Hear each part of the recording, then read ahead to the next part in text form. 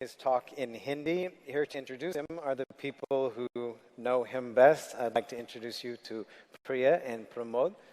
नमस्ते। हम एक किसान की फैमिली से आए हैं, आजकल हम देखते हैं बहुत किसान सुसाइड कर रहे हैं और बहुत गरीब भी है। लेकिन हम आपको एक ऐसे शख्स के बारे में बताना चाहते हैं जिन्होंने खुद के फैमिली के साथ 2.5 लाख फार्मर की फैमिली को भी सस्टेन किया है। उन्होंने न्यू जनरेशन को फार्मिंग के लिए मोटिवेट भी किया है और हमारे साथ जो टाइम वो स्पेंड करते हैं वो हमारे लिए क्वालिटी टाइम होता है, क्योंकि वो हमारे पापा है और हमारे लिए इंस्पिरेशन भी है। तो अब हम उनको स्टेज पे बुलाना चाहेंगे, ज्ञानेश्वर बोड़के।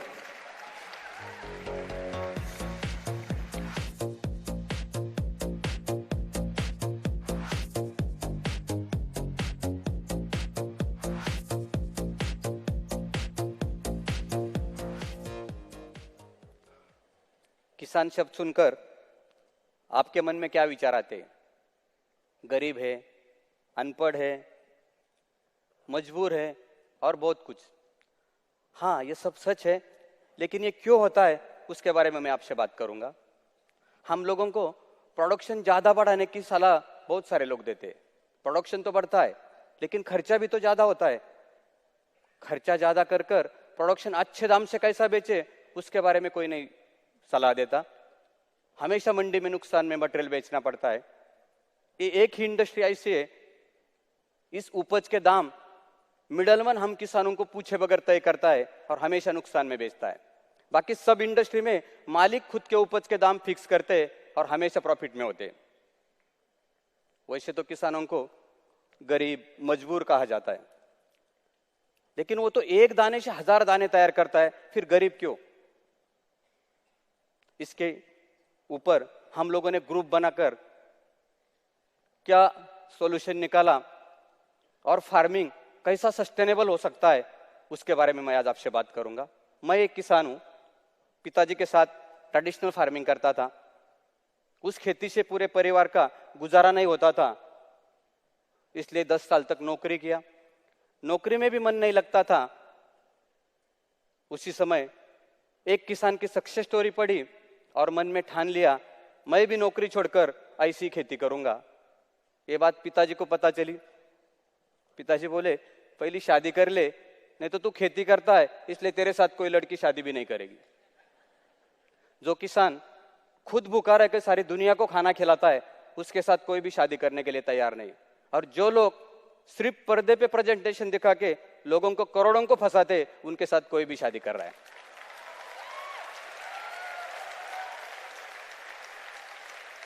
शादी की, नौकरी छोड़ी, 2 दिन का पॉली हाउस टेक्निक का कोर्स किया। बहुत थ्योरेटिकल था, मेरी समझ में कुछ नहीं आया, इसलिए 1 साल तक एक फार्म पे प्रैक्टिकल काम किया। इस काम से मुझे पैसे नहीं मिले, लेकिन करोड़ों का ज्ञान प्राप्त हुआ। 10 लाख का प्रोजेक्ट बना के बैंक में सबमिट किया, चक्कर पे चक्कर काटने लगा। बड़े बड़े लोगों को करोड़ों का लोन कुछ ही दिनों में मिलता है और हम किसानों को करोड़ों की जमीन गिरवी रखकर छोटे से लोन के लिए बहुत चक्कर काटने पड़ते हैं।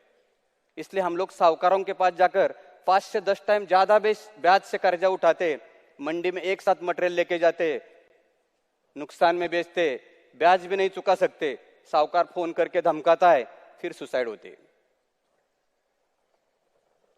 आखिर में लोन मिलने पर पॉली हाउस का फार्मिंग शुरू किया। पूरा परिवार काम करने लगा। सब लोग मंडी में बेचते थे फ्लावर, मैंने डेकोरेटर्स और होटलों के साथ टाई अप किया और 10 लाख का लोन 1 साल में चुकाया।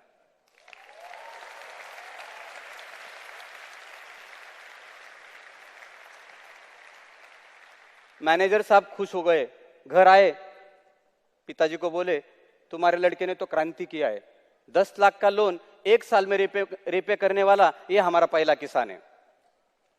अब घर वालों को भी भरोसा आया, खेती भी एक फायदेमंद व्यवसाय है। फिर मेरे साथ और भी लोगों ने काम करना शुरू किया। मैं उनको सलाह देने के लिए रोज बाहर जाता रहा। मेरी जिम्मेदारियां बढ़ गई, इसलिए मैंने 11 लोगों को लेकर नाबार्ड के मदद से अभिनव फार्मर्स क्लब नाम का ग्रुप तैयार किया और जिम्मेदारियां बांटी। एक साथ फर्टिलाइजर इनपुट एक साथ परचेस करना शुरू किया, उसमें भी हम लोगों को 25-30% का ज्यादा मुनाफा होने लगा। 11 लोगों का ये परिवार अभी 305 लोगों का हो गया था।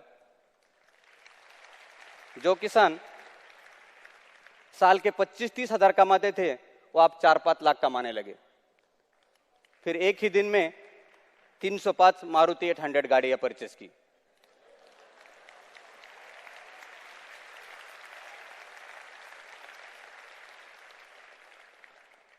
नाबार्ड ने भी नेशनल अवार्ड दिया। यह न्यूज पेपर में छपी, सब लोगों ने पॉली हाउस में फ्लोरिकल्चर शुरू किया। डिमांड उतना ही था, प्रोडक्शन बढ़ गया, रेट गिर गए। पर हमने हार नहीं मानी। हम लोगों ने एक्सोटिक वेजिटेबल का काम शुरू किया, ब्रोकोली, आइसबर्ग। और इसके मार्केटिंग के लिए हम लोग पहली बार मॉल्स में गए। वहां पे हमने पहली बार देखा एयर कंडीशन में सब्जियां रखी थी, नहीं तो उसके पहले जूते एसी में देखे थे हम लोगों ने।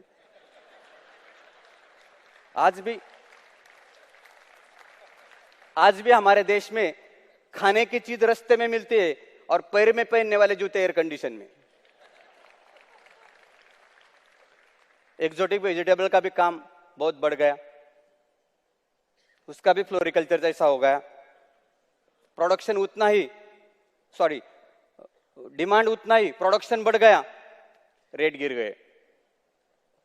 इस बार हमने सोच लिया अब हम ऐसा फार्मिंग करेंगे जब तक दुनिया में आदमी जिंदा है तब तक चलने वाला फार्मिंग, वो है बिना केमिकल वाला इंटीग्रेटेड फार्मिंग।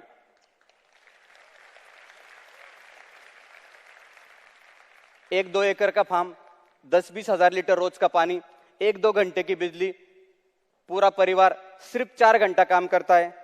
कोई भी जिम को नहीं जाता, क्योंकि जिम को पैसा देना पड़ता है। यहाँ पे हेल्थ भी अच्छी होती है और उल्टा पैसा मिलता है। सब्जियां, grocery, milk, fruit, grading, packing करके होम डिलीवरी का काम शुरू किया। इसके लिए लेबर का प्रॉब्लम शुरू हो गया।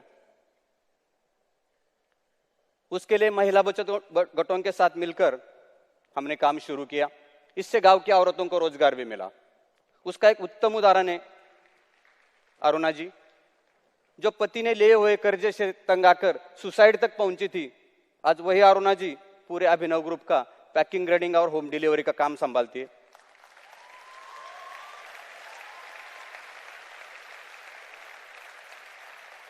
उसने पूरा कर्जा चुकाया, कार भी लिया, 1-1.5 एकड़ जमीन लेकर हमारे साथ खेती भी कर रही है। 1500 औरतों को उसने रोजगार दिया।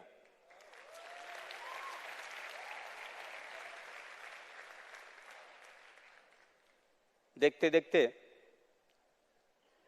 और वो ये सब सिस्टम और अच्छी करने के लिए विदेश भी जाकर आई है। अभी वो भारत के सब किसानों को डायरेक्ट मार्केटिंग का ट्रेनिंग भी दे रही है। डायरेक्ट मार्केटिंग में कठिनाई तो आती थी। हमारी सक्सेस स्टोरी आईआईटी मुंबई ने पढ़कर हमें डायरेक्ट मार्केटिंग का ऐप तैयार करके दिया। मेरी बेटी प्रिया, जो एग्रीकल्चर साइंस ग्रेजुएट है, वो आईआईटी मुंबई जाकर ऐप ऑपरेटिंग का ट्रेनिंग करके आई और अभी 3200 लड़कियों को लेकर पूरे देश का अभिनव ग्रुप का डायरेक्ट मार्केटिंग ऐप का कर रही है।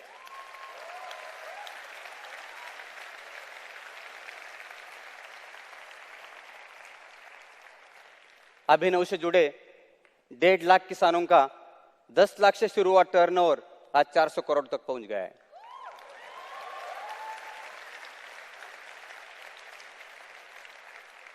हमारे देश के हर गांव में अगर ऐसा एक ग्रुप बनता तो एक भी किसान सुसाइड नहीं करेगा और करोड़ों लोगों को बिना केमिकल वाला खाना मिलेगा। ये बात सुनकर एक महिला ने मुझे सवाल पूछा, आप बहुत अच्छा खाना हमें खिला रहे हो, कल हमारे बच्चे बड़े हो जाएंगे, बाहर कंट्री से इधर आके स्थायिक होंगे, उनको कौन अच्छा खाना खिलाएगा? मैंने हंसकर जवाब दिया, मेरा बेटा प्रमोद और अभिनव फार्मर्स क्लब के किसानों के लड़के इंजीनियरिंग करके बिना केमिकल वाला खाना तैयार करने का काम कर रहे हैं। इतना ही नहीं, 25-30 लेबर का काम 2 लीटर डीजल में कैसा बनेगा उसके लिए मशीनरी भी बना रहे, ऑटोमेशन भी कर रहे। आज मैं इधर हूं, लेकिन मेरे फार्म पे पानी और फर्टिलाइजर अपने आप शुरू हो गया, अपने आप बंद हो गया, ऑटोमेशन भी कर रहे। वो आपके बच्चों को अच्छा खाना खिलाएंगे, वो बहुत खुश हो गई। मेरी आपसे विनती है, आप भी इस मिशन में जुड़कर किसान और देश की मदद करें। याद रखिए, बॉलीवुड की मूवी नहीं बनी तो कोई भूखा नहीं रहेगा, लेकिन किसानों ने खेती करना छोड़ दिया तो सब लोग भूखे मरेंगे।